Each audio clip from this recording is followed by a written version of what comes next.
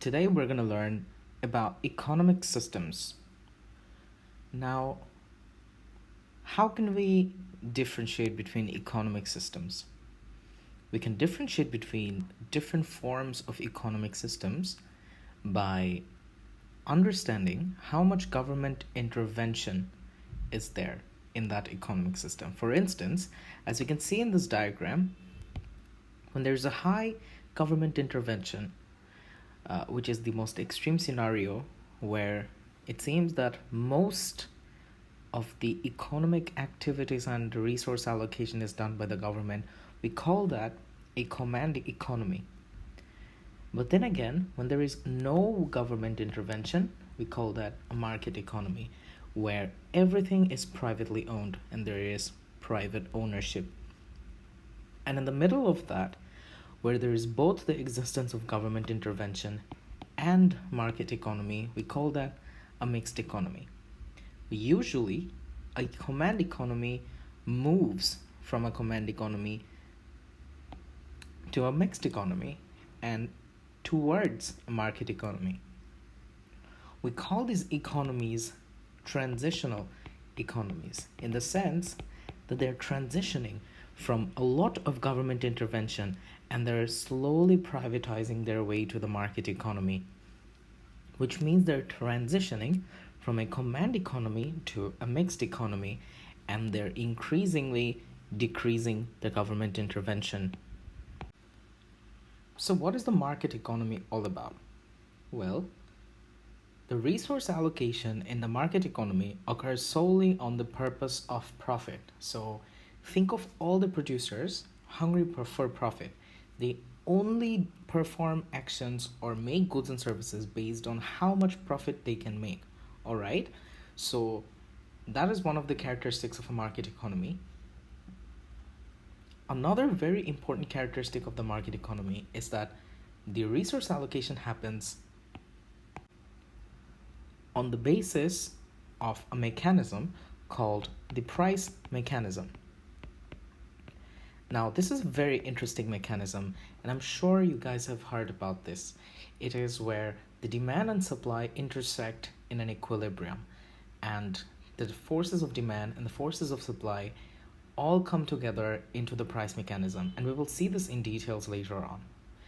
But it's important to know that the resource allocation happens through the process of price mechanism in the market economy. And another characteristic is private ownership. Everything is owned by the private corporations and private individuals, which means that there is no government ownership and no public ownership of anything in a market economy. So how does this market economy look like under all these circumstances? Well, first of all, most of the goods and services that are produced in the market economy are of extremely high quality, and there's a reason behind that. And it's very intuitive why the goods and services are of very high quality, or why they offer so many choice and options to the consumers.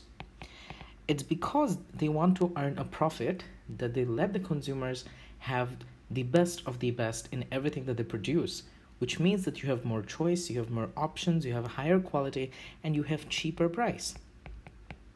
And all this is because of the characteristic of competition in the market economy.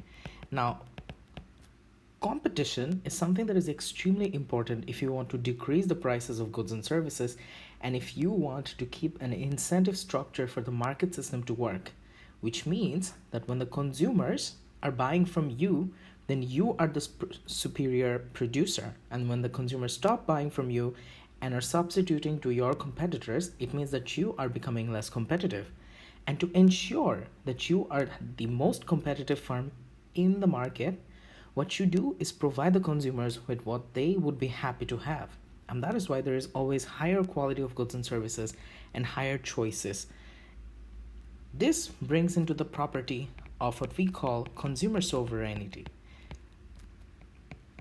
And this essentially means that the consumers have most of the power.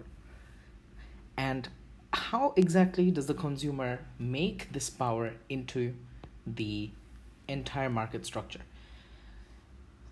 This is where the price mechanism comes in handy when explaining the consumer behavior and producer behavior. Now, how exactly does the price mechanism work? Well, it works in four processes: allocate, ration, incentives, and signal. And I'll explain to you how each of these processes work. Allocation of resources.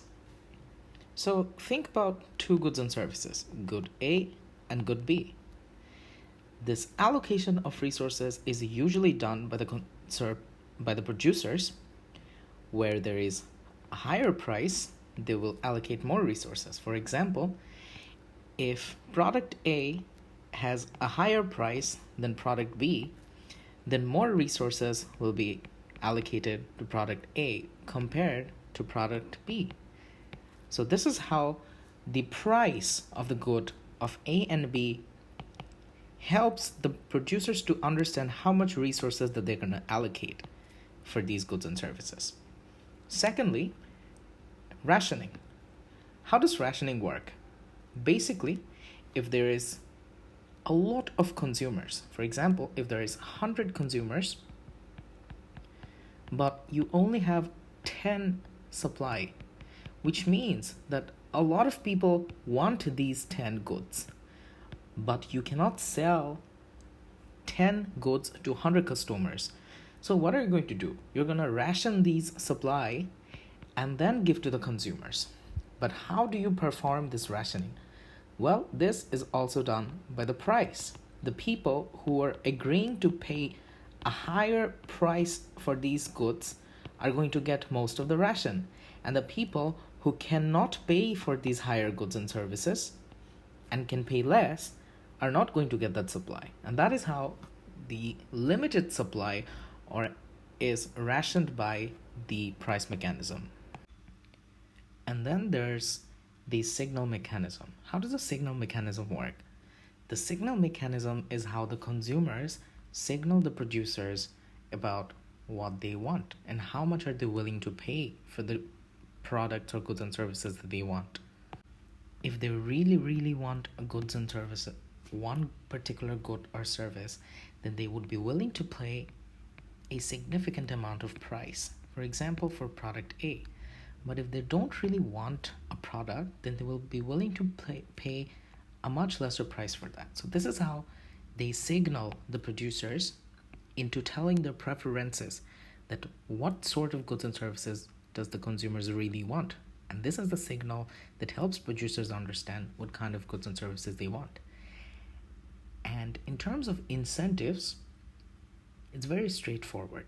Producers are incentivized to produce more of a good and service if that goods and service has a higher price, but less of a good and service with a lower price, which means that the price also incentivizes the goods and services into telling them that what sort of goods and services do you want to produce as a producer?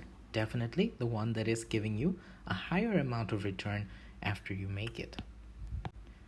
In the next chapter, we will learn how this market becomes efficient, causing market failure. So market failure is a phenomenon where market system fails to achieve efficiency, and that is essentially what we are trying to achieve in economics. By learning economics, we want to be as efficient as possible. If you liked this video, don't forget to leave a like and a subscribe, and press the bell icon if you want to be notified every time I upload a new chapter.